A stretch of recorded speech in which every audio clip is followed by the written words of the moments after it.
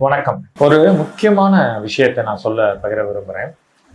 இப்போ நார்மலாக பார்த்தீங்கன்னா, ஆஸ்பத்திரிக்கு பல் ஆஸ்பத்திரிக்கு ஒரு பல்ல அடைக்கிறதுக்காகவோ, பல் கட்டுறதுக்காகவோ போவீங்க இல்லையா?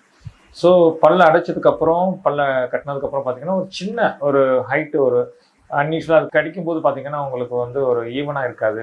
அந்த இடத்துல தட்டுப்படும். இது நெறைய பேர் அந்த மாரி எக்ஸ்பீரியன்ஸ் பண்ணியிருப்பீங்க. ஸோ ஒரு மைக்ரான் லெவல்ல உள்ள ஒரு கொஞ்சம் ஹைட்டு கூட இருந்தா கூட, அது தாடையோட பொசிஷன், ஜாயிண்ட்டு, தலைவலி இந்த மாரி ஒரு சீரியஸ் ப்ராப்ளத்தில கொண்டாந்து விட்டுரும் அப்படிங்கிறது நெறைய பேருக்கு தெரியாது.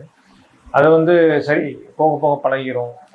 அது ஒண்ணும் பிரச்சனை இல்ல அப்படின்னு நம்ம அத அலட்சியப்படுத்திருவோம். இந்த மாதிரியான ஹைட் கொஞ்சம் ஒரு மைக்ரான் லெவல்ல இருக்கிறது என்ன பெரிய ஒரு பாதிப்பை உருவாக்குதுன்னு நம்ம நினைக்கிறோம் இல்லையா? லைஃபே அப்படிதான். ஸோ இப்போ உதாரணத்துக்கு பார்த்தீங்கன்னா, இப்போ ரீசெண்டா நடந்த ஃப்ளைட் ஆக்சிடென்ட்ல பார்த்தீங்கன்னா, ஒரு சின்ன ஏதோ ஒரு தவறுகள், ஒரு டெக்னிக்கல் தவறா இருந்திருக்கலாம். பட் அது இவ்வளவு பெரிய ஒரு பாதிப்பை ஏற்படுத்தும்னு யாரும் எதிர்பார்த்திருக்க மாட்டாங்க. அதே மாதிரி நம்ம ஒரு சின்ன ஒரு ஒரு விஷயத்த ஆரம்ப கட்டத்திலேயே அதை சரி செஞ்சுட்டோம் அப்படின்னா, பின்னாடி அதற்கான கான்சிக்வன்சஸ் அதான பின்விளைவுகளை நம்ம நிச்சயமா தவிர்க்க முடியும். ஸோ அதை நம்ம என்னன்னா, நீங்க போகும்போதே உங்களுக்கு நீங்க கடிக்கும்போது ரொம்ப கம்ஃபர்டபுளா இருக்கா? அது தனியா தட்டுப்படாம ஈவனா இருக்கா? அப்படிங்கிறத என்ஷூர் பண்ணிக்கிட்டு அதுக்கப்புறம் கிளினிக்லேருந்து வெளில போறது ரொம்ப நல்லது.